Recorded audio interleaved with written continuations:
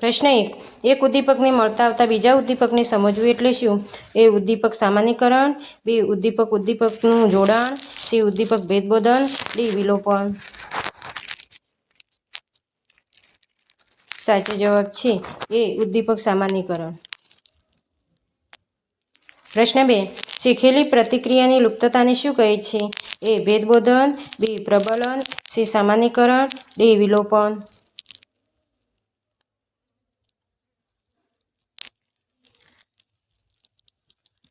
સાચો જવાબ છે ડી. વિલોપન. પ્રશ્ન 3. અનુભવ અને મહાવરાને કારણે વર્તનમાં થતા સાપેક્ષ કાયમી પરિવર્તનને શું કહેવાય? એ. ધ્યાન. બી. સંવેદન. સી. શિક્ષણ. ડી. પ્રત્યક્ષીકરણ.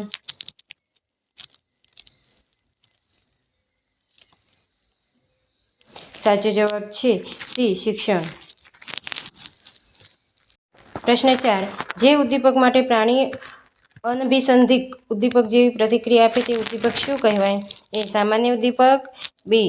અભિસંધિત પ્રતિક્રિયા. સી. અનભિસંધિત ઉદ્દીપક.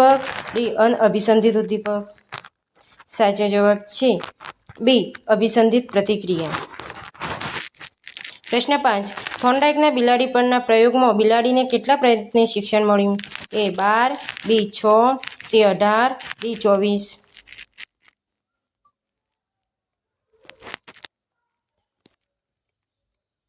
સાચો જવાબ છે ડી. 24.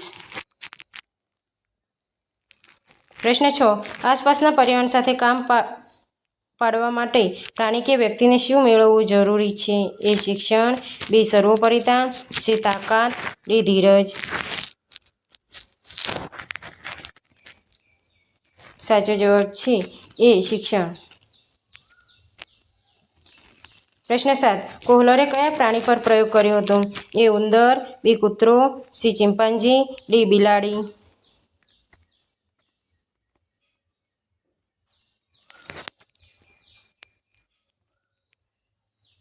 સાચો જવાબ છે સી. ચિમ્પાન્જી. પ્રશ્ન 8. કોના મતે અનુભવ વગર આંતરસૂઝનો વિકાસ થતો નથી? એ. સ્કિનર. બી. હાર્લો. સી. કોહલર. ડી. થોર્નડાઇક.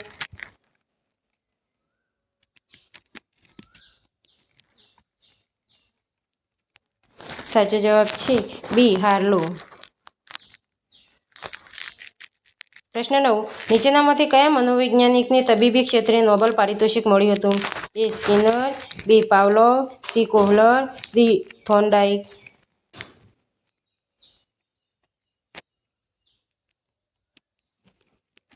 સાચો જવાબ છે બી. પાવલોવ.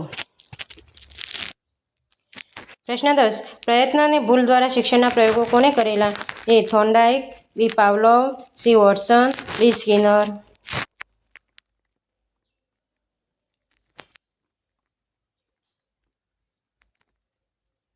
સાચો જવાબ છે એ. થોર્નડાઇક.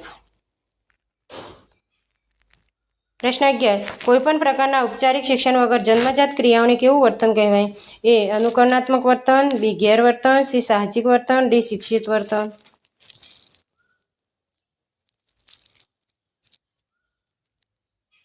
સાચો જવાબ છે સી. સાહજિક વર્તન.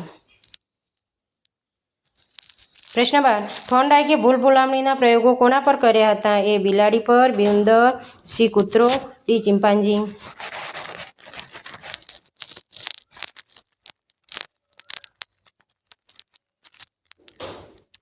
સાચો જવાબ છે બી. ઉંદર. પ્રશ્ન 13. અભિસંધાન દ્વારા શિક્ષણ એ કયા વાદ પર આધારિત છે? એ. સાહચર્યવાદ. બી. સમષ્ટિવાદ. સી. અનુભવવાદ. ડી. એક પણ નહીં.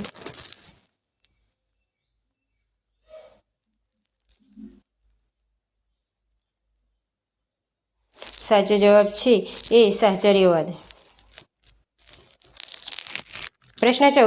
કયા પ્રકારના શિક્ષણમાં પ્રાણી પ્રતિક્રિયા કરે તો જ તેને ખોરાક મળે? એ. અવલોકનાત્મક શિક્ષણ. બી. આંતરસૂઝ દ્વારા શિક્ષણ. સી. શાસ્ત્રીય અભિસંધાન. ડી. કારક અભિસંધાન.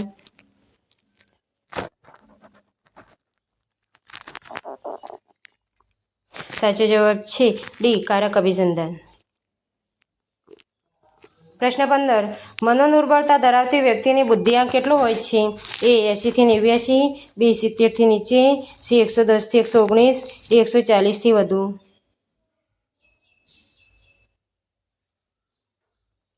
સાચો જવાબ છે બી 70 થી નીચે. પ્રશ્ન 16. કેટલી બુદ્ધિક્ષમતા ધરાવનાર વ્યક્તિનો સમાવેશ સામાન્ય કક્ષામાં થાય છે? એ 80 થી 89, બી 70 થી 79, સી 120 થી 130, ડી 90 થી 109.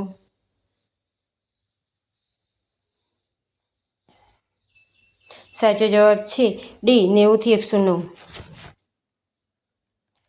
પ્રશ્ન 17. બુદ્ધિક્ષમતાનું માપન કરવાનું સૂત્ર કોણે દર્શાવ્યું હતું? એ બીને, બી રેવન, સી સ્ટર્ન, ડી વેક્સલર.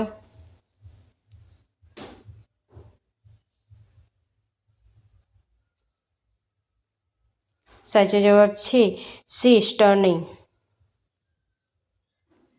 પ્રશ્ન 18. સ્ટેનફર્ડ બીની બુદ્ધિ કસોટી અંગ્રેજી ભાષામાં સૌપ્રથમ કોણે રજૂ કરેલી?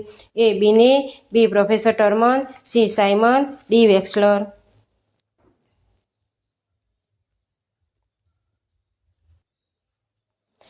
સાચો જવાબ છે બી પ્રોફેસર ટર્મન. પ્રશ્ન 19. વ્યક્તિગત ભિન્નતાના આધારે બુદ્ધિની વ્યાખ્યા આપવાનો સૌપ્રથમ પ્રયાસ કોણે કર્યો? એ બીને, બી ટર્મન, સી જેપી દાસ, ડી એબિંગહોસ.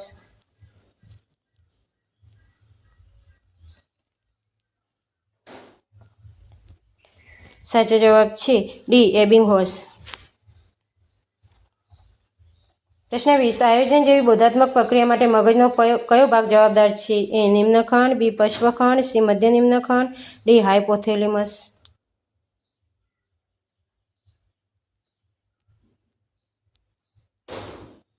સાચો જવાબ છે એ નિમ્નખંડ. પ્રશ્ન 21. માનસિક વય ગણતી વખતે કસોટીના દરેક સાચા ઉત્તર દીઠ કેટલા માસની માનસિક વય ગણવામાં આવે છે? એ 4, બી 3, સી 2, ડી 6.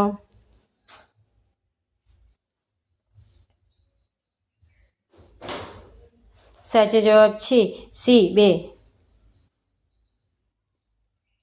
પ્રશ્ન 22. બુદ્ધિ અજ્ઞાનનો ત્રિપરિમાણાત્મક સિદ્ધાંત કોને દર્શાવ્યો? એ સ્પિયરમેને, બી ગિલફર્ડે, સી ગાર્ડનરે, ડી થર્સ્ટને.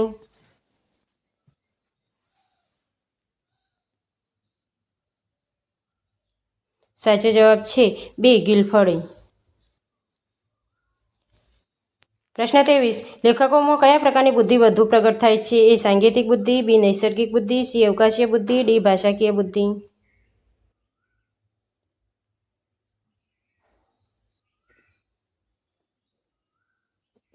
સાચો જવાબ છે ડી ભાષાકીય બુદ્ધિ. પ્રશ્ન 24. કયા પ્રકારની બુદ્ધિનો સંબંધ જીવસૃષ્ટિ અને વનસ્પતિ સૃષ્ટિ સાથે છે? એ સાંકેતિક બુદ્ધિ, બી નૈસર્ગિક બુદ્ધિ, સી અવકાશીય બુદ્ધિ, ડી ભાષાકીય બુદ્ધિ.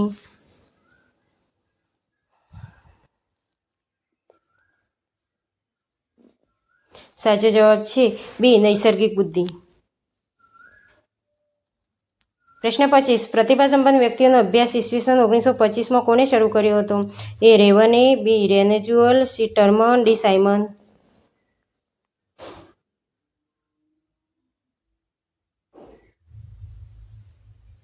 સાચો જવાબ છે સી ટર્મન.